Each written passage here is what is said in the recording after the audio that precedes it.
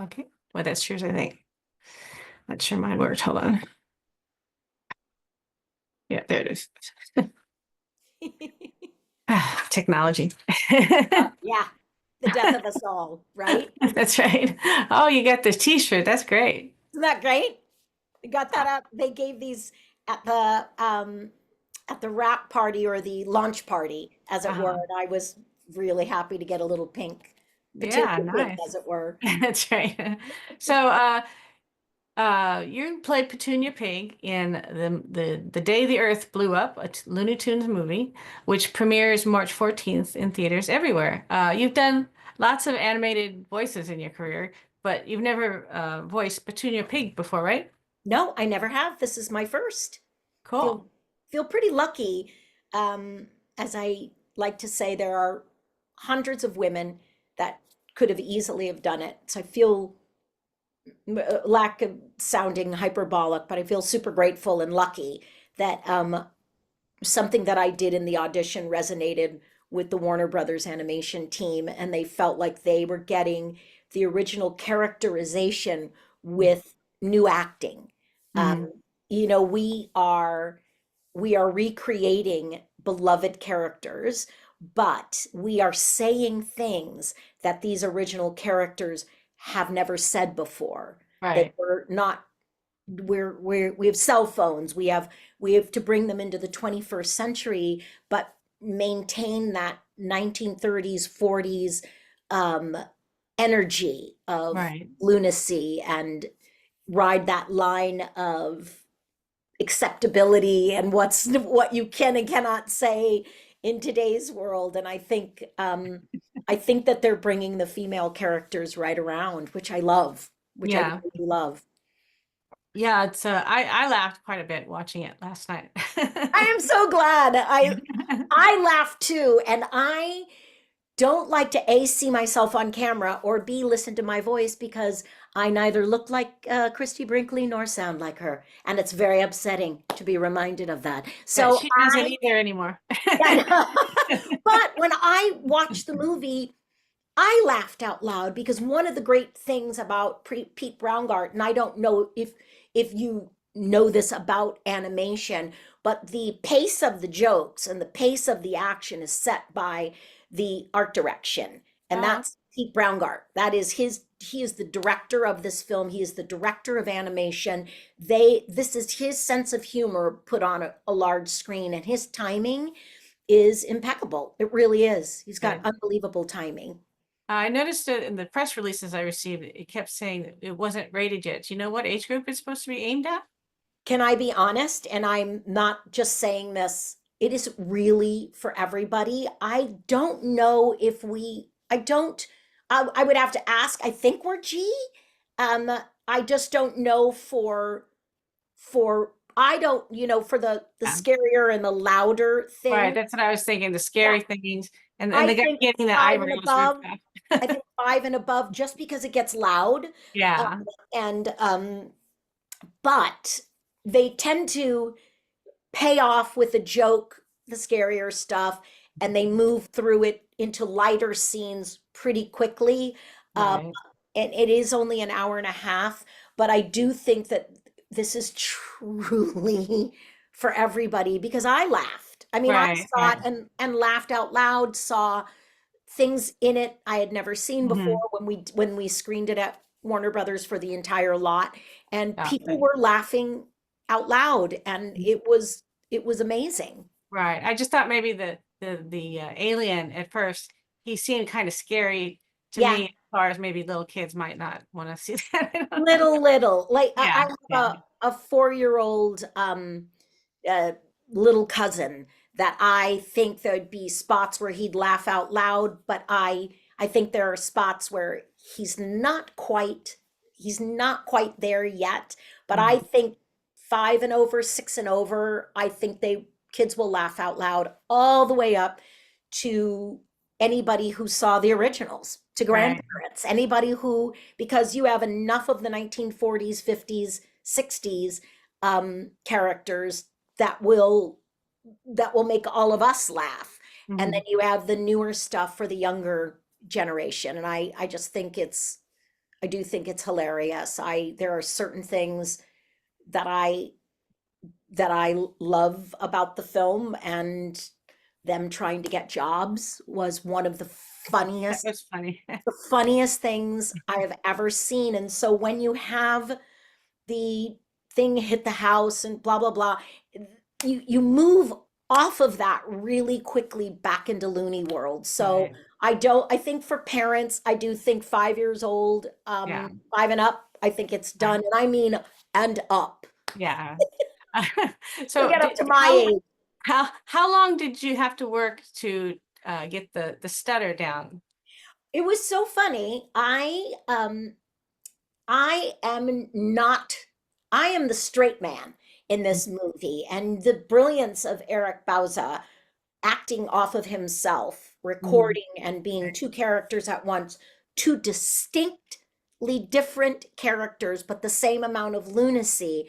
It Mhm. was too difficult for me in a session with Eric to act to get the stutter down. Mhm. So they let Eric record against himself, and then they brought me in. We tried it one day and it Yeah. just took too long. He's also exhausted. He's doing Yeah. two characters. So they would Sure. bring me back and play me in headphones, um, Oh, that wow. his stutter, and then I would match. And they thought it was funny. I don't know if any of your fans will catch it, but they thought it was funny that I actually got into his pitch. So Right. I Yeah. became more Porky. But it was really, I thought it was really cute. I can't Yeah. wait to have them do another movie and talk about how she got hers. Yeah, that was really cute. So the character's been around since 1937, and 18 different actors, some of them men, have voiced her. Why do you think that the character hasn't had as much of a consistent voice as Porky Pig and the other characters? Well, I'm going to share something with you that Eric Bauza shared with me, which Mm, was June Foray, who did every in the laters in the 40s. There were yeah. other B. Benaderet who had done Granny, and it moved into June, and she did all the females. She was never credited Oh, because it was voice characterizations by Mel Blanc. And oh, then they decided that his female, and all of his were pitched.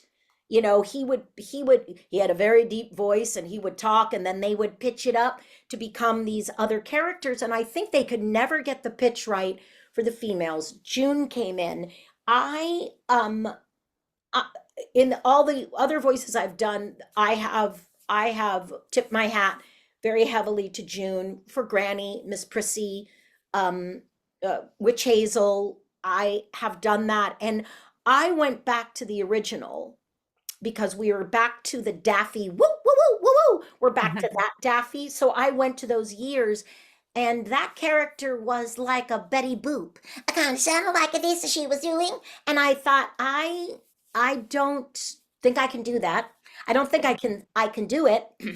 It has to be a really good part of the day. I probably have a 2 hour window and then I'm tired. So when I auditioned, I did two, but I thought to myself, how would June do this? How would June Foray, they never reimagined her doing this. How would she voice this? What is her, because she was a little sassier and all her characters became much, much smarter. And I believe that they are moving the female characters into the 21st century. We will always be the straight guy in everything, and very rarely do we get to be the Jerry Lewis in a scene. We're always the Dean Martin. Do you know what right. I mean? Yeah. We're kind of there, and I think that I was very lucky. I just really think I was lucky that Pete Browngart, Sam Register, they found something in my voice that said, this is where we want to head. And basically, if I just youth her up a little bit, it's basically my speaking voice. Yeah. That's There you what go. it is. And so that it made it easier to act it, not having to, it's hard to layer on an accent or a young pitch or a crazy thing and act really well because your mind is always split. It's like not knowing a language and being in a foreign country and you're constantly translating. while you're in your head. And I just wanted to be able to dream in Oh, Petunia and just that's cool. be That's fun. fluent. Yeah. Yeah, and I had a lot of help. I had a lot of feedback, and I think that we got her solid so Hmm. that she is a character that kids, and I hate to say this because it's true though, but kids of all ages want to see again. You don't want to make her annoying. You don't Hmm. want to make her come between the friends. You don't want to make her anything but Dean Martin. That's funny. I met June Foray once. How cute was she? She was so Well, I tiny. was a little kid. This was in the Oh, 70s at Comic-Con before Comic-Con became such a big deal. right. And there was a brunch with a bunch of different artists and voice people, and I get to sit next to her. So I was really happy because I just, I grew up with Rocky and Bullwinkle. So Yeah. I Yeah. don't remember it, but I remember sitting next to her and all because it was so unusual. And like think of what she did in Rocky and Bullwinkle. She also did Yeah, Natasha. Natasha, She was yeah. Cindy Lou Who. She did a lot of Fractured Fairy Tales. Do you remember Fractured Fairy Yeah. Tales, the Oh Jane yeah. Ward? I grew I up mean, watching all those. of those were like she was all over the place. And then I know that she and Mel Blanc were very good friends, but she was a Warner Brothers staple. I worked with her. I actually have a photo of me with her that she played a